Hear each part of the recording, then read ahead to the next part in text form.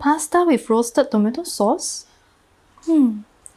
How I wish I could make yummy Western food myself. But I really don't know where to start. Alright, I have a chef friend. Why not I learn from her? Let's go.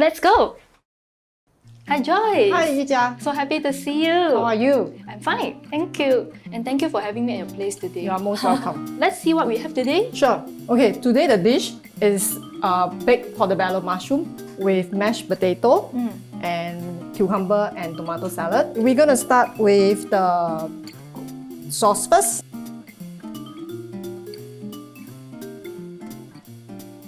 I find it a bit hard to find the plant-based Western mains, especially. Yeah. So this is actually a very good alternative. Yes, very easy.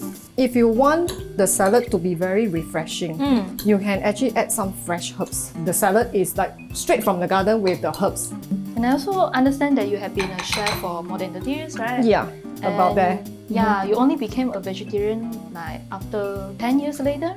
About 14 years later. Okay. Yeah, because I learned through the Western cooking, right?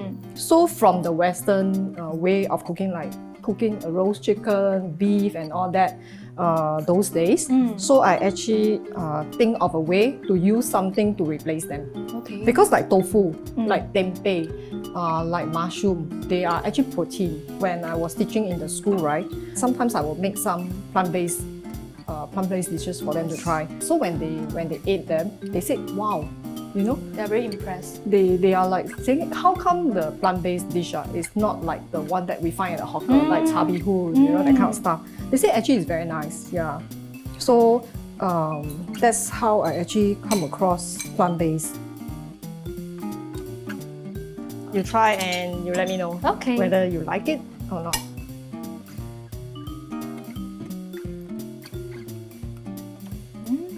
How is it? Tastes very good. Okay. And I thought the portobello will be very hard to cut, but it's very soft actually. Yeah. It's very good combination actually. Okay, so you can make this dish and then next time invite me to your place, right? Okay, sure. Okay, good.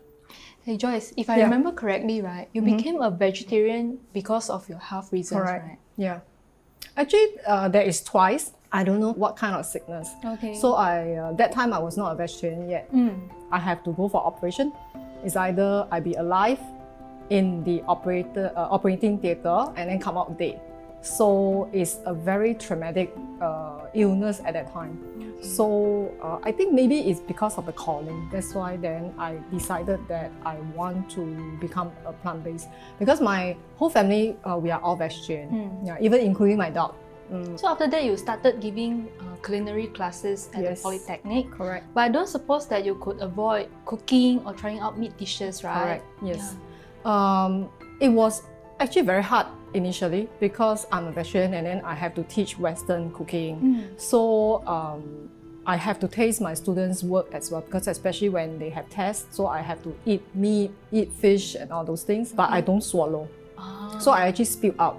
Yeah, so then my students will like complain, "Hey, why my food no good, man?" I said, "No, it's not because I'm a vegetarian. It's my passion to teach the younger generation. So I actually hang on to it." But I know that you had actually a tough time during a specific time. Yeah, that was in 2013 when we actually have this stage performance, the Water Repentance Sutra. So I actually I was very involved in that. I actually quit my job because at that stage when I actually handled those meat, I couldn't overcome because the sutra is like, you know, like it's all in my mind. That was the most struggle period of my life. Yeah.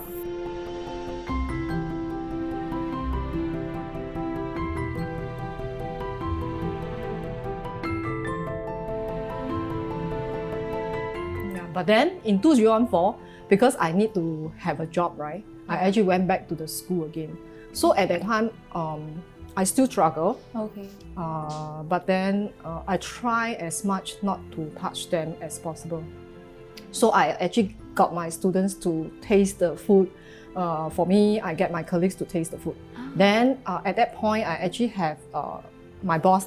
You know, my boss, he actually supported me to be in charge of the cooking plant-based food to sell in the cafe, and then also for the restaurants and things like that. So there was an opportunity at that time. Yeah, so it was not as bad. Yeah. Okay. So after that, I heard that you are going overseas, right? Yeah, I actually went to Thailand. I actually wanted to completely quit from this meat handling industry, and then maybe Buddha hear my callings lah. I went to search, and then I found this Blue Lotus plant-based learning center in Thailand for him.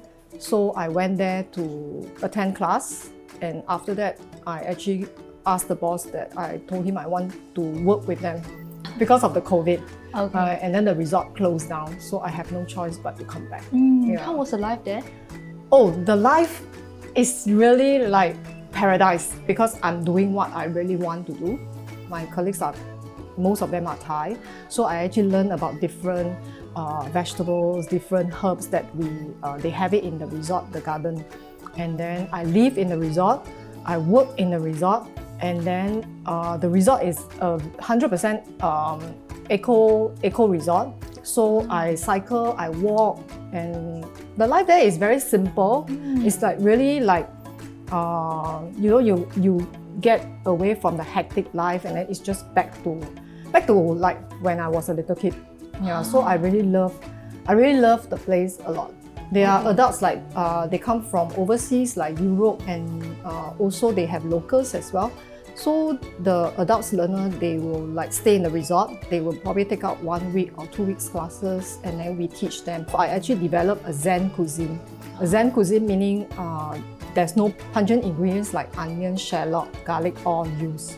Yeah, so and then there is also a tea ceremony done by my Thai colleague that actually incorporate into the cuisine. So the students actually cook food without adding all these pungent to teach them the food that from using, in their own original stage. Yeah.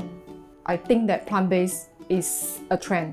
So I want to learn as much, and I want to make friends with international people. So everybody come in the same mind. And then some of them are not plant-based, but they want to learn. And when they go back to their country, right, they will kind of promote. Yeah, I think this is one of the goals that we should actually pursue. That's really wonderful, and it's great to see you merging your passion and your career together now and finding so much meaning to it. Yeah, I hope that along the way I can actually find a more stable job that I will be able to even promote the plant-based cuisine to many people. Yeah, that's our goal, right? Yeah. Okay, let's work together. Yes. Okay.